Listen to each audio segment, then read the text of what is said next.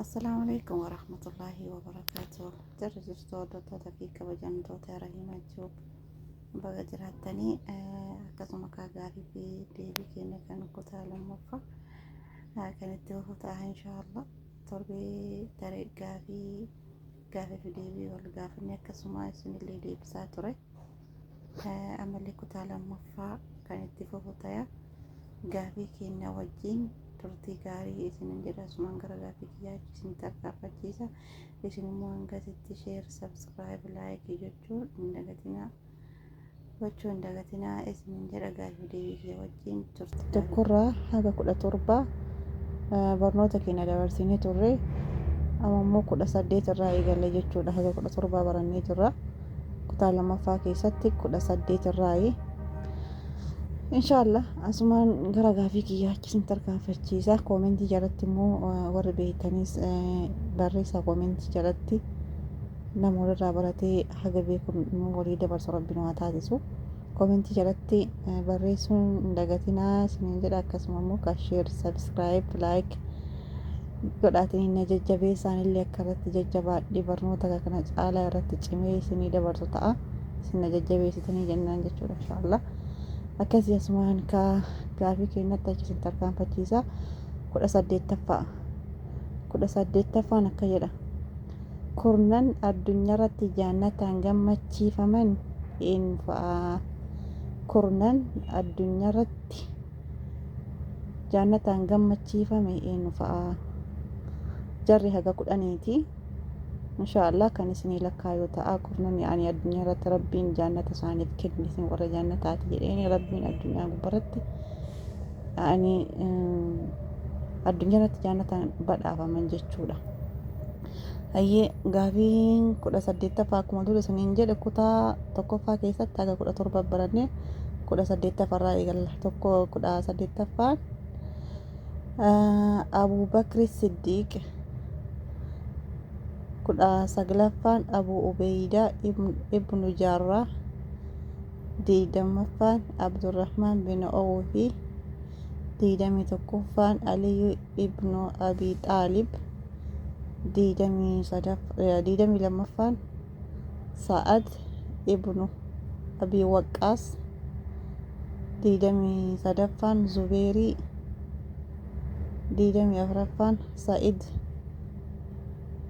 25ffaan Usmaan ibnu Affaan, 26ffaan Umar, 27ffaan Xalahaa, 28ffaan kurnan achumatti dhumatti jechuudha. Nama 10 isinii lakkaa'e inshallah. Akkasitti 28ffaan namni jidduu mahuraatii fi safaa fi ga'eenyu irra isinii deebi'a. Namni jidduu mawraa fi safaa fi ga'eenyu yaala gaafii kana baay'een ulfaatu haajaraadha.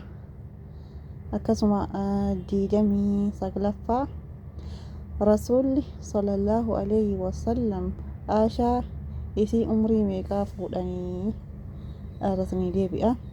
Rasuulli sallallahu alayhi wasallam Aashaa isii umrii meeqaa fuudhanii? Naman dhibdu gaafiin tana hundi keessan hun beeytan jedheetin yaada daa'imni xiqqoon inshallah isii umrii 9 jechuudha. Akkasii gara gaafii 30 jiranatti fakkaate 30ffaadha si'a inshallah. Gaafiin 30ffaan akkana jetti. Niitiin abbeeraa rasuulaa sallallahu alayhi wasallam qoree karaa irratti guuruun rasuula sallallahu alayhi wasallam rakkisaa turte eenyu? irra isinii deebi'a gaafii. Niitiin abbeeraa rasuulaa sallallahu alayhi wasallam qoree karaa irratti guurtee rasuula sallallahu alayhi wasallam rakkisaa turte eenyu? Ummu Jamiilaa arawaa intala harbii yookaan neetii neetii Abuu Lahab qoree kararratti guurtee yeroo baay'ee rasuula keenya sallallahu alaihi wasallam bahaa gara isaanii kan rakkisaa turte niitii Abuu Lahab jechuudha isiidha.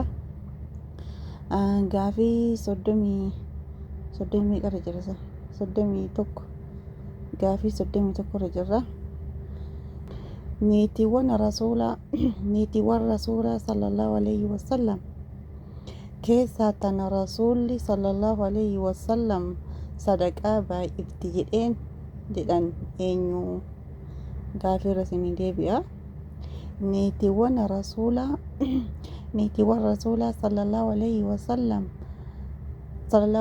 wasallam keessaa tan sadaqaa baay'ifti jedhan eenyu? Gaafii kanallee hin deebistan jedhee yaada. Gaafii hedduu akka hin ulfaanne. Zaynaba intala Jahashii jechuudha. Zaynaba intala Jahashii haadha manaa rasuulaa tan taate Zaynabaadha. Iddoo takka sadaqaa baay'ifti jechuudha. Inshaallah nullee nama fakkeenya isii ta'ee sadaqatee rakkataa gargaaruu rabbiin haa taasisu. Ayyee gaafii 33 jirra si'a. Gaafii 33ffaan Zaynabaan intalli Jahashii yoom duute? Hijiraa irraa ganna 20tti duute jedha. Ayyee gaafii 24ffaa Zaynabaan intalli Jahashii gaafa duutu umriin meeqaa? Irra isinii deebi'a. Zaynabaan intalli Jahashii gaafa duutu umriin ishii meeqaa? Yaalame ganna 53. Inshaallah gaafiin keenya kanarraa akkasuma mootiyyuu koomentii jalatti barreessitanii jecha waan gaafii amma wal gaafanne kanallee warri beeytanillee jechuudha koomentii jalatti barreessaa. Yoonillee dogongore immoo bakka kanaan sirrii mitii naan jedhaa naaf barreessaa isiniin jedha. Gaafii deebiin keenya kanarraa asumarratti goolabaa. Hanga kutaa 3ffaa gaafii deebii biraa kan kanarra fooyya'aa ta'een walitti dachaanutti nagahan naa jiraadhaa bakka jirtan hundi keessanuu. Hangasitti immoo sheer, laayik, sabskiraayib gochuu hin dagatinaa isiniin jedha. Assalaamu alaikum warahmatullaahi wabarakaatuhu.